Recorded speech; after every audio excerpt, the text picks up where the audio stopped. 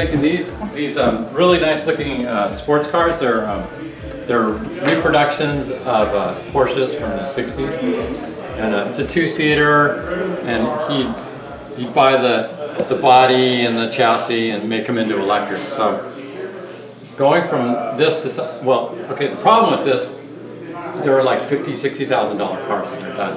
It's a $25,000 to $30,000 kit without any drive system in it, and about half of that is body, is fiberglass. So it's like, you know, $15,000 worth of finish work, right? So so going from that to like, what is a stripped down version of that, right? And I've always been a Ducati fan, and the Ducati Monster didn't have body panels on it, stripped down to just headlight and fenders. So simple, easier to make, more obvious to work on, you know, and it had a certain kind of rough attraction. So it's going from this to, this is our first model. Like we started, like, what is it going to look like with three wheels? So this is a 12 scale model. So he'd be 6 feet tall, and he's 1 feet, no, 6 scale, 1/6 scale. So it's like, okay, we started to work on the shapes, and then particularly if you pull fabric over this, it turns into a beautiful sports car. You know, yeah. It's actually, everything fits in really nicely and makes it look. So it's like, okay, we can make it simple and make it look good, and have this upgrade to more aerodynamic, but you know, have that still that monster look of raw. Yeah. Essential. Nothing extra, you know, nothing to take off. Everything's purposeful. So we went from this to a full-size mock-up, which we got the seats and sat in it and built the tubes, and they were made out of foam, insulation foam, and with a thin tube inside of it, you tack it and get it all together. So just worked it into position and sat in it. So yeah, there's over a month or two of sitting in it and moving that there and that there. So this is good enough. And then we had it drawn in CAD, and then we started building the parts around it and put together the first one, and that's the one out there. So you see, that's the one that's sitting there right in the one that's kind of like worn down. Yeah, with that's like 3 years ago. The one that's out here all powder coated. No, nice. The other one, the turquoise color one. That's the very first one. Wow. And so since then, they've only changed in decal, but not in overall shape. I mean, basically it's the same structure, because it's the minimal structure. And actually we tried to eliminate parts from that, and we weren't successful.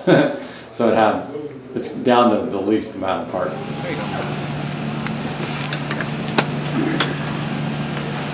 It's kind of like a carnival ride.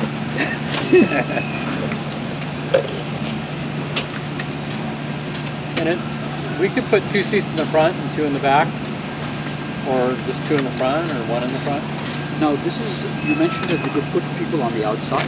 Yeah, so they sit here, and like 2 here and 2 there. Jim, so that means sit. Can you fit 2 in the front?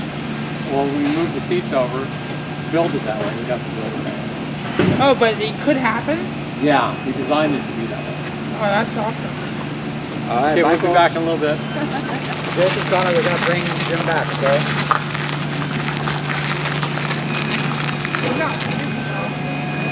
Yeah.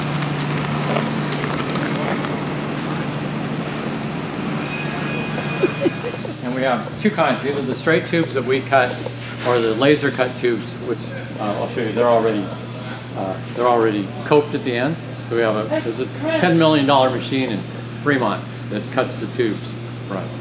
And so this is high tech. That's laser cut. We didn't even touch this, right? So that's this part here. It'll weld in here. So you see it fits perfect. Oh yeah. No daylight. So it needs the right contours. Yeah, all it's got to be. Yeah. We'll get this straight. We'll get the tube straight. We put it in a special bender and bend it. It took a while to develop the techniques to bend it perfectly. So then this it gets tack welded together and then finish welded. And we can take this out and put another one in. So the last one we welded together, it took about 5 hours to weld. That's where the labor is. You're doing all the welding in this room? Yeah. It's an electric arc weld? Yeah, we have two kinds of welders that are right there. But one is a gas and one is electric? One's, they're both electric. One is a handheld. You see a cylinder, gas cylinder. I'll show you the difference. One's a handheld torch. It's also electric. It's called tungsten, and it's like stitching. You can very finely put each little bead down. Where this machine here is a wire feed, and it's like spraying on toothpaste. You know, like that. This takes a lot less skill, but the welds are a little bigger. So the number 12 was all hand welded. And I can show you the welds are really small and beautiful. So we draw this on AutoCAD, send the file in. It just plugs together. Beautiful. You feel across the top. It's Wow. within a few thousandths of a So minute. it's a CNC machine that does cutting it. It's just done locally, like in Tati. Oh wow. Most cities have somebody that can do this kind of work.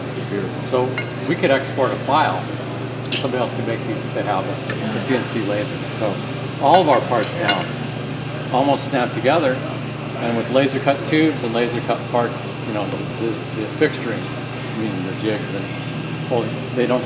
You can't make a mistake. How are you going to put that in? In fact, it's symmetrical, and this axis. Where's that on the vehicle?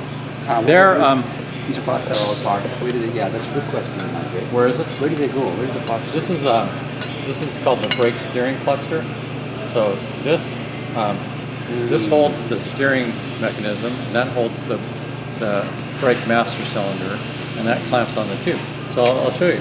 And how many parts are there like this in the car that are? There must be like 50 different parts. 50 different parts. So it's important to have laser cutting tools Yeah. available. But how many can we ship? So these parts here, you look under. You see, this is the steering brake cluster. So that's that part. That's the master cylinder. Thank you, Mama. It's okay. Thank you. Yeah. So that's the master cylinder that bolts onto right there. So all those parts, Jim, that you see, all those things like the steering shaft and that entire assembly, in a way, all these tie rods are coming in. All those things are individual. You have all the Laser cut. So we just put them in a jig and weld them up. I see. And anybody can do that. That's